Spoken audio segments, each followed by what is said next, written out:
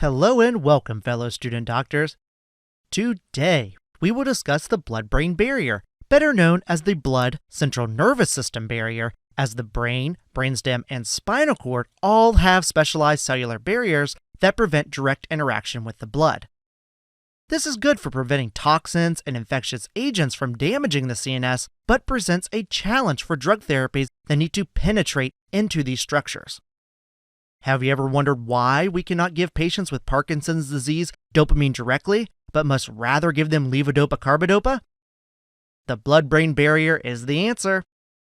However, the central nervous system isn't completely sealed off from the blood, as circumventricular organs lack a blood-brain barrier so that the CNS can monitor the concentration of the blood as well as detect toxins. Ever wonder why chemotherapy patients get nausea and vomiting? The blood-brain barrier is the answer. Or, rather, the lack of the blood-brain barrier is the answer, as you will come to see. Friends, we are in for a fun discussion. Let's go ahead and get started. To prepare you for test day, you will be able to 1. List the components of the blood-brain barrier. 2. Describe transport mechanisms across the blood-brain barrier. 3. Differentiate cytotoxic and vasogenic edema. And 4. Describe and list circumventricular organs that lack a blood-brain barrier. To understand the blood-brain barrier, you must understand its anatomy, which is pictured here. To provide context, the tissue surrounding the blood-brain barrier is the central nervous system, the brain, the brainstem, and the spinal cord. So this barrier should be more accurately called the blood-CNS barrier. Notably, the anatomy of this barrier slightly varies between central nervous system structures.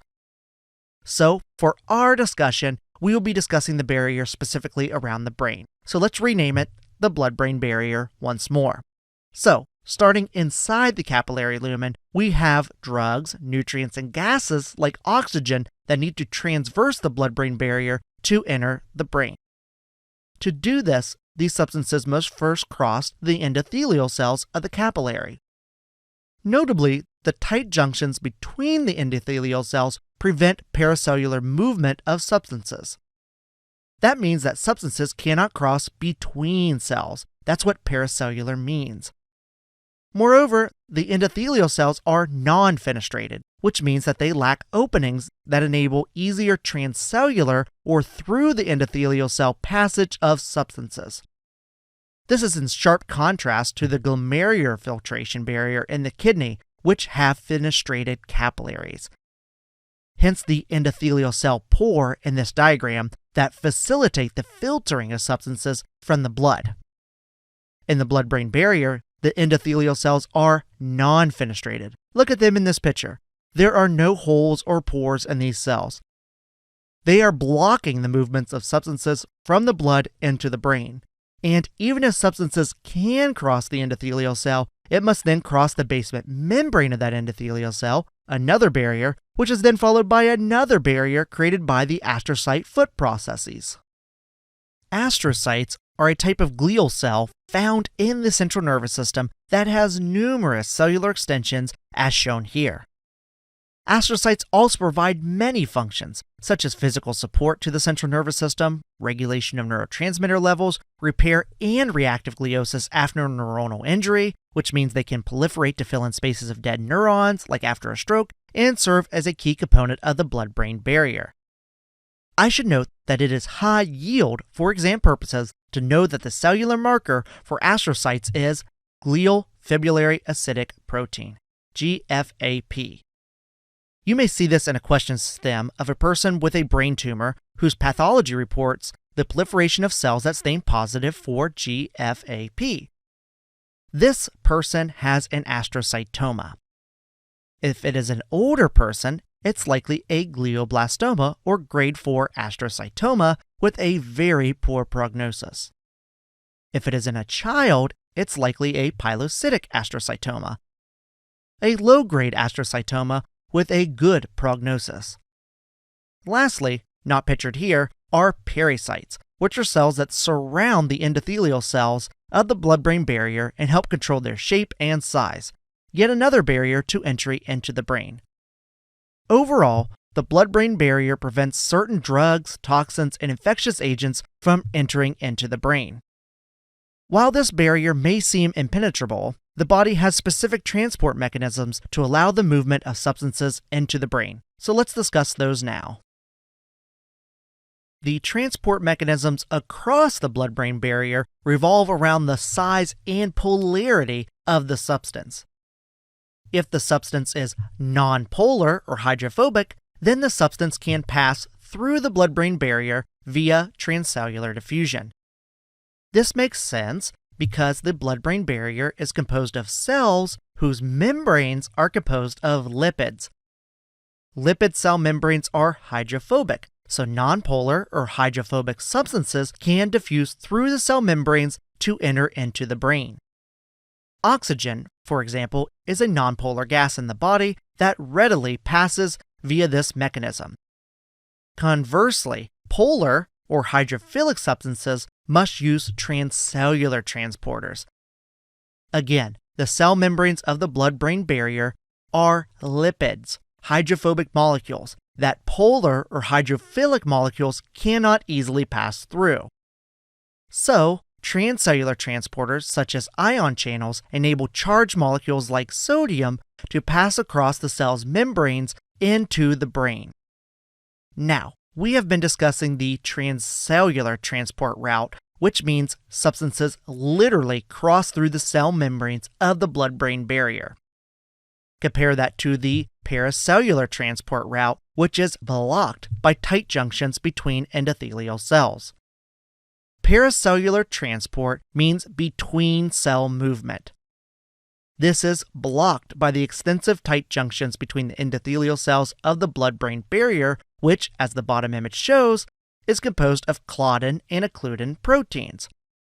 And so, if polar or nonpolar molecules attempt to transverse the blood-brain barrier via the paracellular route, their passage is blocked by the tight junctions, composed of what proteins? Claudin and occludin proteins. Nice. I like to think that claudins clog up and occludins occlude the paracellular transport route. Discussing nonpolar or hydrophobic transport mechanisms that occur via transcellular diffusion across the cell membranes of the blood-brain barrier in more detail, let me show you 3 ways the boards may test this. First, gases, such as oxygen and carbon dioxide, are nonpolar in the body and can readily cross the blood-brain barrier. Knowing this fact, researchers developed inhaled anesthetic gases to pass into the brain. These inhaled gaseous anesthetics usually end in fluorine, but also include halothane and nitrous oxide. Test makers will question you on blood versus lipid solubility and how that relates to how fast the anesthetic works to produce anesthesia and how potent it is. Essentially, if a gas is less soluble in the hydrophilic blood, this means that the gas wants to get out of the blood quickly. It's a hydrophobic gas that wants to get out of the hydrophilic blood to enter a hydrophobic, nonpolar environment like the brain, which is filled with hydrophobic lipids. The myelin surrounding all the neurons in the brain is a lipid substance. When a gas is so hydrophobic that it has a low solubility in the hydrophilic blood, then it quickly diffuses into the brain and has a rapid onset of action or rapid induction of anesthesia. On a similar note, if a gas is hydrophobic and is very soluble in hydrophobic lipids, then it has greater potency, meaning less gas is needed to achieve a certain level of anesthesia. This just makes sense because the brain is a fatty, lipid-rich organ in which the gas can easily enter and wants to stay there. The blood is hydrophilic or polar. The hydrophobic gas doesn't want to be in the blood, it wants to stay in the fatty brain. So it builds up in the brain, making it a more potent form of anesthesia. Simply put, the more hydrophobic, lipophilic, nonpolar, an inhaled anesthetic is, the faster its onset of action will be and the more potent it will be. Next, a drug's molecular composition determines its ability to cross the blood-brain barrier, as evident by first versus second generation antihistamines used to treat allergic reactions. An example of a first-generation antihistamine is diphenhydramine, also called Benadryl, whose structure is shown here. This molecule is relatively smaller and relatively nonpolar or hydrophobic, so it readily crosses the blood-brain barrier.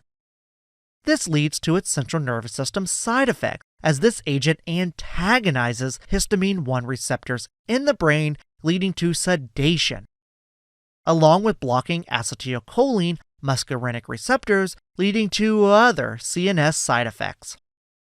As you can imagine, someone like myself with seasonal allergies hates taking diphenhydramine because it makes me want to sleep. It sedates me.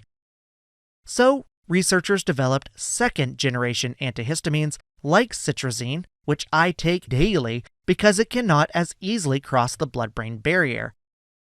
As such, citrazine is much less sedating. Why do you think I have all this energy to talk about the blood-brain barrier with you? Woohoo! Second-generation antihistamines have two key factors that prevent them from crossing the blood-brain barrier. First, they are larger molecules, as you can see here, and secondly, they are more hydrophilic. Look at all the additional oxygens, nitrogens, and even chlorine on citrazine versus diphenhydramine. Did we just use some general and organic chemistry in medical school? You betcha we did. Chemistry explains drugs' pharmacokinetics and pharmacodynamics beautifully. Test makers love this example, so make sure you go review the names of other antihistamines for test day.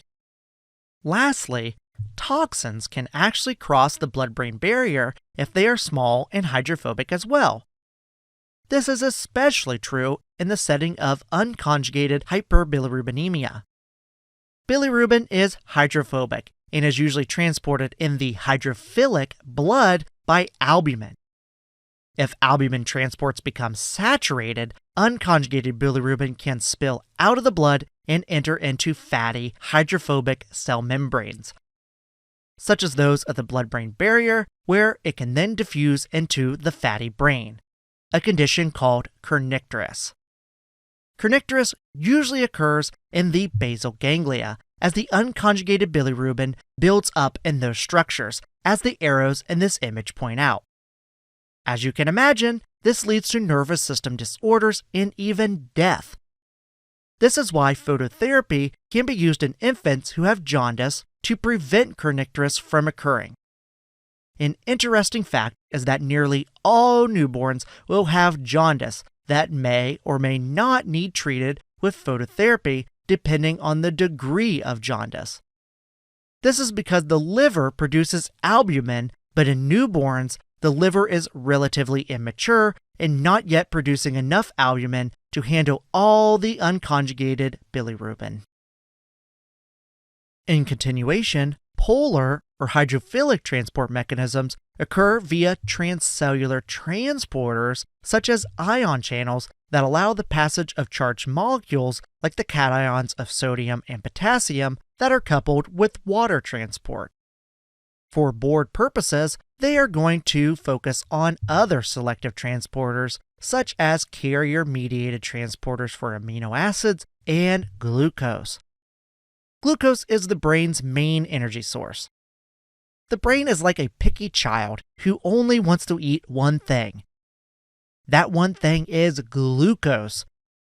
So, via non-insulin dependent transporters called glucose transporter proteins type 1 and type 3, or GLUT1 and GLUT3, glucose is readily taken across the blood-brain barrier into the brain. Yum, yum, yum.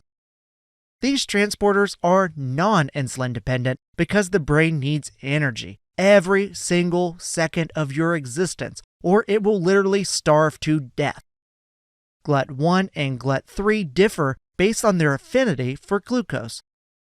Recall from pharmacology that Km is inversely proportional to affinity, such that a higher Km means less affinity for glucose. GLUT1 has a higher Km than GLUT3, so GLUT1 has less affinity for glucose. This is so important because almost all cells of the human body have GLUT1 glucose transporters. But mainly neurons and the blood-brain barrier have GLUT3 transporters. The blood-brain barrier and neurons are cell types that mainly have GLUT3 transporters because the brain is a stubborn child that needs its glucose to survive. Look at the KMs. GLUT3 has a smaller KM than GLUT1, meaning GLUT3 has a higher affinity for glucose than GLUT1. So the brain in low glucose states has an advantage on the rest of the body's cells to extract glucose from the blood for fuel. Fascinating, huh? Even more fascinating is amino acid transport across the blood-brain barrier via the LAT1 or L-type amino acid transporter, which transports various amino acids across the blood-brain barrier, such as phenylalanine, tyrosine, and L-DOPA. Do you see where I am going with this? Think about it this way. In Parkinson's disease, we cannot just give patients dopamine. We must give them the precursor to dopamine, L-DOPA, because dopamine is too large and too hydrophilic to cross the blood-brain barrier. Neurotransmitters are made in the brain from precursors for a reason. For example, catecholamines of dopamine, norepinephrine, and epinephrine are all formed from phenylalanine, tyrosine, and L-DOPA. See, only the precursors to these catecholamines can be transported across the blood-brain barrier, not the catecholamines themselves, as they are too large and too polar to cross. This is crucial to understand because it explains why Parkinson's disease patients are given levodopa-carbidopa.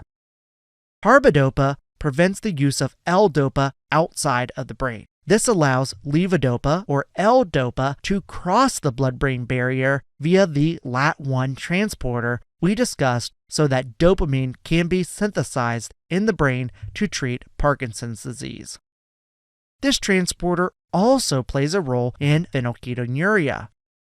Phenylalanine, once it crosses the blood-brain barrier via the LAT1 transporter, is converted by phenylalanine hydroxylase into tyrosine and then into catecholamine neurotransmitters. In patients with PKU, the phenylalanine hydroxylase enzyme is defective. So, to make catecholamine neurotransmitters, patients now need tyrosine. Remember, phenylalanine hydroxylase converted phenylalanine into tyrosine. Without phenylalanine hydroxylase, the enzyme that is deficient in PKU, tyrosine becomes an essential amino acid because the body can no longer synthesize it. So, supplementation with tyrosine is essential for treatment and can be taken from the diet into the brain via the LAT1 transporter. Overall, I want you to understand that for polar molecules and large molecules, transporters must be used to get substances into the brain across the blood-brain barrier. To complete our discussion on transport mechanisms, let's revisit paracellular transport or between-cell transport that is usually prevented via the tight junctions, composed of what proteins? Claudin and occludin proteins. Remember, claudins clog up and occludins occlude the paracellular transport route. Well, paracellular restriction of movement can actually become compromised by infectious agents, such as Neisseria meningitidis, which has what staining pattern and shape? It's a gram-negative diplococci, as shown here. So, Neisseria meningitidis will colonize the nasopharynx and enter the bloodstream via penetration of the blood vessels of the nasopharynx, where it then travels through the blood-brain barrier. Once it's at the blood-brain barrier, the pili of the Neisseria meningitidis bacterium attaches to the endothelial cells of the blood-brain barrier. Ultimately, this attachment allows the bacteria to physically pull apart the tight junctions of the blood-brain barrier, allowing Neisseria meningitidis to invade into the brain, causing meningitis. With a mechanism like that, no wonder it's called Neisseria meningitidis. This classically occurs in a college-age student who may have concurrent DIC, disseminated intravascular coagulation, and adrenal insufficiency due to meningococcemia or Neisseria meningitidis being in the bloodstream. Let me ask you a question. If a patient has recurrent bouts of Neisseria meningitidis meningitis, what should that patient be evaluated for? A terminal complement deficiency. Excellent.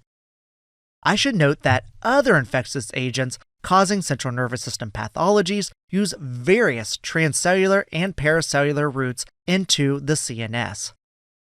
Neisseria meningitidis is a well-defined example that you will certainly see in question banks. Another high-yield point about the disruption of the paracellular barrier involves hyperosmolar agents such as mannitol. Due to mannitol's hyperosmolarity, this causes osmotic shrinkage of endothelial cells. Kind of like how the skin on your toe shrinks when you're in the water for some time.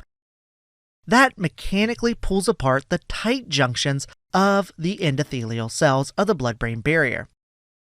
I don't know about you, but giving someone a substance that can mechanically alter their blood-brain barrier sounds horrific. But in the right context, the risk is worth the reward because providers may inject mannitol to facilitate the paracellular transport of drugs, such as chemotherapy, into the brain to treat brain cancers, such as glioblastomas. This is done through a protocol called intracarotid artery hyperosmotic mannitol infusion coupled with chemotherapy. Mannitol is a really interesting substance because it can be used as a diuretic to lower intracranial pressure because of its hyperosmolarity. It draws water out of the brain to lower cerebral edema. Speaking of cerebral edema, let's discuss that next in relation to the blood-brain barrier. Cerebral edema is defined as the accumulation of fluid in the brain tissue or parenchyma.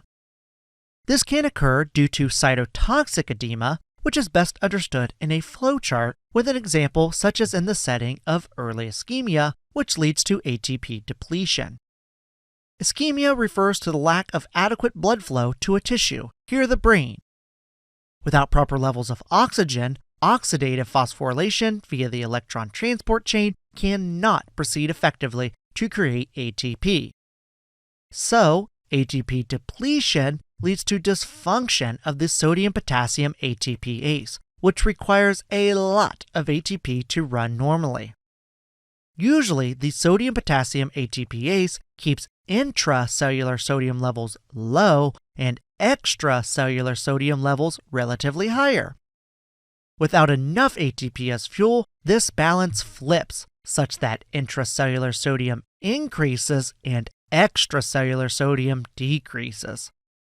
This causes cells to swell because water flows where sodium goes. With sodium building up intracellularly, water flows into cells, causing them to swell up. This is high yield, so listen up. Cellular swelling is a reversible form of cellular injury, as this image shows. In the setting of an ischemic stroke, if the blood clot is removed in time, the cells, the neurons, can be saved. They are just swelled up, but that fluid can leave the cell if oxygen is delivered, allowing ATP to be produced to allow neurons, sodium-potassium ATPase pumps, to pump that fluid out of the cell. But if blood supply is cut off for too long, we get irreversible cell injury and necrosis. This is where cytotoxic edema from early ischemia transitions to vasogenic edema from late ischemia. Let me explain. In cytotoxic edema, the blood-brain barrier is intact, as I noted in that box. The cells of the brain and the blood-brain barrier are just swelled up, but if those cells burst, as you can see in the sequence below, then we get disruption of the blood-brain barrier and death of neurons, which is called vasogenic edema and is characterized by disruption, rupture of the blood-brain barrier as noted in that box. Before describing vasogenic edema, let me make a few more comments on cytotoxic edema. Overall, cytotoxic edema results in shifts of fluids. Sodium builds up inside of cells. And so because the extracellular sodium concentration is decreased, this sets up another gradient between the brain and its blood vessels such that sodium and fluid flow out of the blood vessels and into the brain's extracellular fluid, causing edema in the cerebral parenchyma. Other causes of cytotoxic edema involve the late phase of trauma and elevated ammonia levels during liver failure. These are covered in much more depth in our video on cerebral edema. What I will say for now is just use the words. Cytotoxic edema occurs when excess fluid accumulates inside of the cells and is toxic to the cell. That is cyto, which means cell, toxic, cytotoxic. Get it? Cellular swelling that can lead to cell death? Cytotoxic edema. Nice. The other mechanism of cerebral edema is called vasogenic edema, resulting in disruption of the blood-brain barrier. Vasogenic means of blood vessel origin. Vasogenic edema occurs due to rupturing of the blood vessels of the blood-brain barrier. So, how do these blood vessels rupture? Well, late ischemia progresses cellular swelling to cellular rupturing and necrosis as that sequence showed. This occurs in the setting of late ischemia as the oxygen demand just cannot be met and the cells can no longer hang on. This can also occur during the early phase of trauma, brain hemorrhage, inflammation, which is known to cause edema, and tumors, which lead to the blood vessels of the blood-brain barrier rupturing. One other unique cause is toxins, such as lead, which can literally disrupt the blood-brain barrier. That's pretty scary to me. All of this leads to an influx of fluid into the cerebral parenchyma or brain tissue, a process called vasogenic edema. All of this is clinically relevant, especially in terms of imaging. When a patient receives a CT scan or MRI scan, contrast can be injected into their blood vessels to determine if fluid is inside or outside of the blood vessels. Here, this person had an MRI with contrast injected, and you can see the bright white collection of blood in the basal ganglia. Whenever you see bright blood in the basal ganglia, that is almost always due to hypertension that has resulted in hemorrhage of what arteries? The lenticular striate arteries off of the middle cerebral artery. So, what is the mechanism of edema in this image? This represents vasogenic edema because hypertension literally led to blood vessels rupturing, leading to cerebral edema. Now, last question. What is the main concern related to cerebral edema or swelling in the brain? Herniation. Because the brain is enclosed within a tight, rigid skull, and as the pressure increases from cerebral edema, the brain has nowhere else to go and it will herniate. The blood-brain barrier isolates the brain from the blood except at central nervous system structures called circumventricular organs, CVOs, that lack a blood-brain barrier and have fenestrated capillaries. Capillaries with holes in them, like at the glomerular filtration barrier, that actually encourage interaction of the central nervous system with the blood. You may be wondering, why does the central nervous system need to communicate directly with the blood? Well, it enables the brain to monitor what's in the blood so that it can adjust the composition of the blood to the release of hormones, such as antidiuretic hormone, directly into the bloodstream. Think about it. It'd be hard to directly secrete hormones into the bloodstream if a blood-brain barrier were present. Both of these functions occur via 7 key circumventricular organs. Let me show you in this diagram that highlights the ventricular system of the brain with the flow of cerebrospinal fluid with its arrows. Circumventricular organs are so named because they are literally found around the circumference of the ventricles, circumventricular, specifically the third and fourth ventricles. Starting with the third ventricle, the red circle represents the organum vasculosum of the lamina terminalis, or OVLT, which sounds fake but is a totally real structure in your brain. The orange circle represents the subfornical organ, both of which are involved in osmoregulation and project to other brain regions to modulate blood concentration. The subfornical organ specifically has angiotensin II receptors for monitoring the osmolarity of the blood via the renin-angiotensin-aldosterone system from the kidney's detection of osmolarity. Next, the green circle represents the subcommissural organ, which secretes factors such as transthyretin, which transports thyroid hormone. The blue circle represents the pineal gland, which secretes melatonin to regulate what? Circadian rhythms or sleep-wake cycles. In purple, at the base of the third ventricle, is the median eminence of the hypothalamus, which is the stalk of the pituitary gland that contains neurosecretory neurons that transport two key hormones produced in the hypothalamus, ADH, antidiuretic hormone, and oxytocin, for storage and release into the bloodstream from the posterior pituitary. How do I remember what the posterior pituitary stores? I simply ask it. I say, AO, posterior pituitary, what hormones are you storing? And the posterior pituitary is like, AO, Johnny, I'm storing, well, you know, A, antidiuretic hormone, O, oxytocin, AO. Just have a conversation with your posterior pituitary and you'll always remember what hormones it stores and releases. Now, do you wonder why I am not mentioning the anterior pituitary? The anterior pituitary is not a central nervous system structure. It is derived from oral ectoderm from the roof of the mouth, while the posterior pituitary and median eminence of the hypothalamus are derived from neuroectoderm and are considered to be part of the central nervous system. Overall, 6 of the 7 circumventricular organs are located around the third ventricle, while 1 exists around the fourth ventricle and is represented by the pink circle. This is the area postrema, which is called the chemoreceptive trigger zone, as it sends signals to the vomiting center in the medulla to induce nausea and vomiting. Call it the area puke strema. This is by far the most high-yield circumventricular organ. It functions by having fenestrated capillaries, that are capillaries with holes in them, to allow the blood to flow past the receptors located on the area postrema to detect noxious substances that the body perceives as poisons, such as chemotherapy agents, which, if you think about it, actually have to destroy human tissues, so I can see where the body's like, hey, those are poisonous. By inducing nausea and vomiting, the body is attempting to remove those poisons from the body.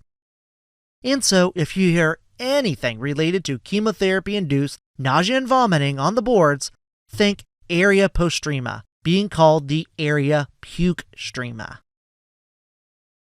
Alright friends, it's time for a flash quiz. The question reads that a 65-year-old patient on chemotherapy develops constant nausea and vomiting following treatment. Metoclopramide is given. What highlighted area of the brain does this drug act to treat nausea and vomiting? A, B, C, or D? The correct answer is D. D points to the fourth ventricle, which contains the area postrema, a circumventricular organ with fenestrated capillaries that detects noxious substances in the blood. Here, that substance is the chemotherapy this patient received.